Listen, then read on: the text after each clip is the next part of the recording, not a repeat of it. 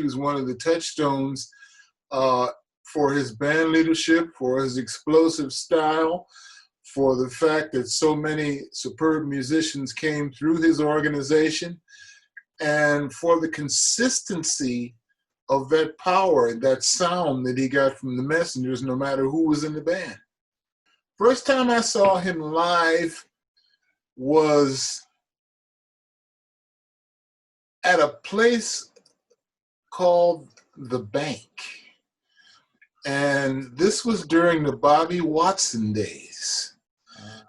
Bobby Watson, the Bobby Watson, James Williams, that band. That was my first time seeing him live because, you know, I grew up in Northeast Ohio and we didn't have as much opportunity as people in New York, say, or Chicago had to hear people like that. They weren't coming through town regularly. But there was a place in Akron, Ohio, the home of LeBron James. Akron, Ohio, a guy had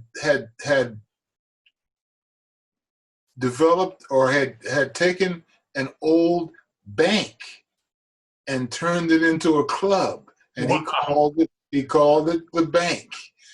And that was the first time I heard Blakey live. I of course had recordings, you know, the classics with Wayne and Lee Morgan and Cleveland's own Bill Hartman, et cetera, but that was my first time to see him live. Impressed? Oh, come on, man. How could you not be? You know, I was impressed as soon as he hit that first press roll. You know what I'm saying?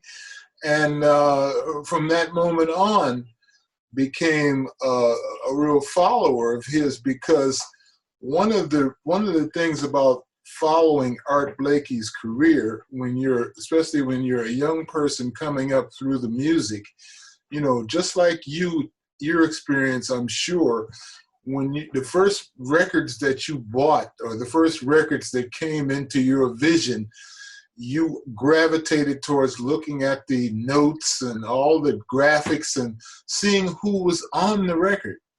And in the case of Art Blakey, there was this shifting cast of characters.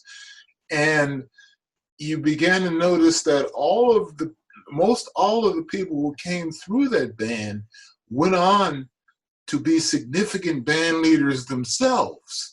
So, you know, as a young guy, you're looking at personnel and you're listening to records and you're saying to yourself, wow, I really like that saxophone player. Next time I go to the record store, I'm going to see if he has any new records, you know? And you'd go, and invariably, those people who came out of Art Blakey's organization were making great music on their own once they left.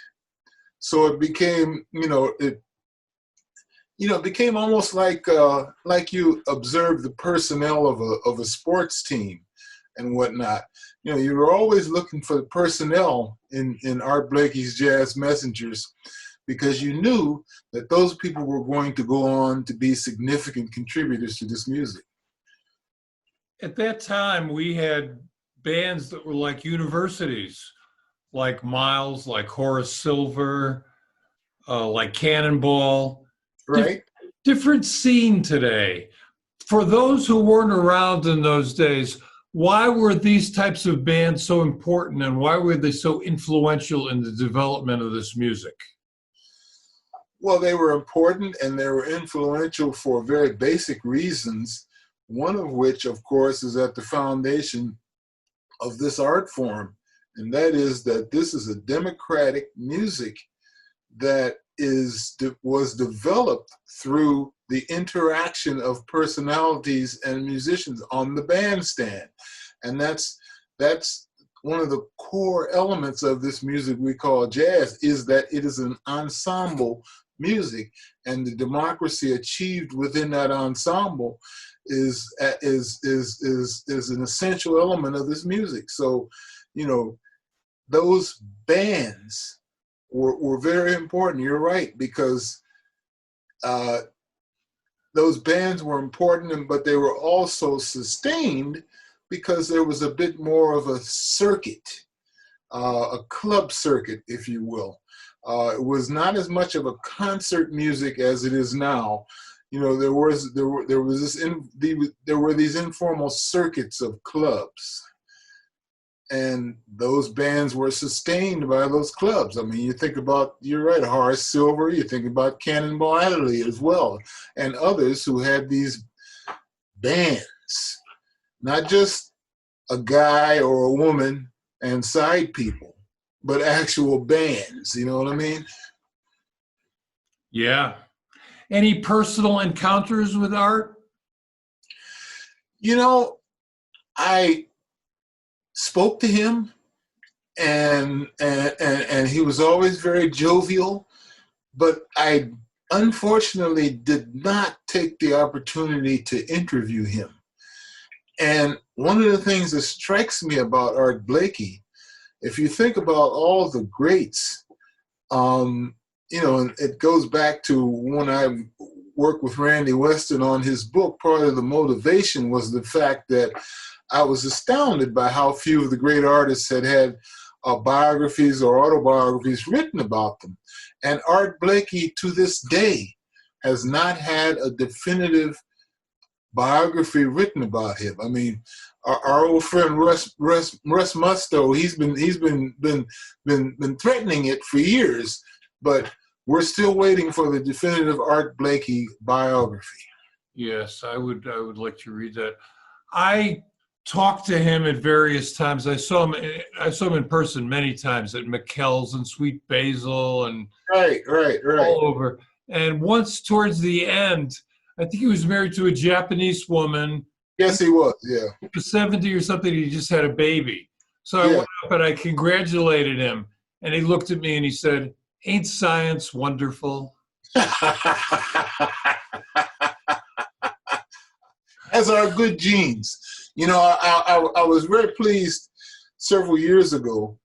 The old Black Musicians Union local in Pittsburgh had a reunion, an anniversary program, and they invited me to participate as a panelist.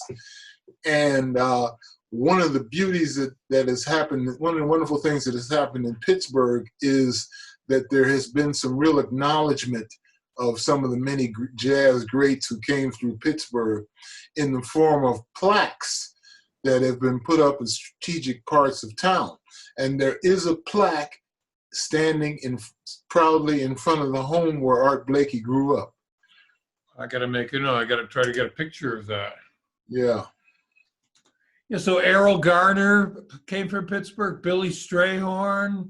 Ahmad Jamal, George Benson, Stanley Turrentine. You could go on and on for days, man. Yeah. Blakey plaque. Well, I think we covered it. Anything else you want to mention? No, just that you are obviously doing a program on one of the true institutions in this music we call jazz. You know, there are certain musicians who have been designated masters, and rightfully so, but then there are also a handful who were true institutions in terms of nurturing younger generations of musicians coming through their organization. And Art Blakey is right at the head of that class.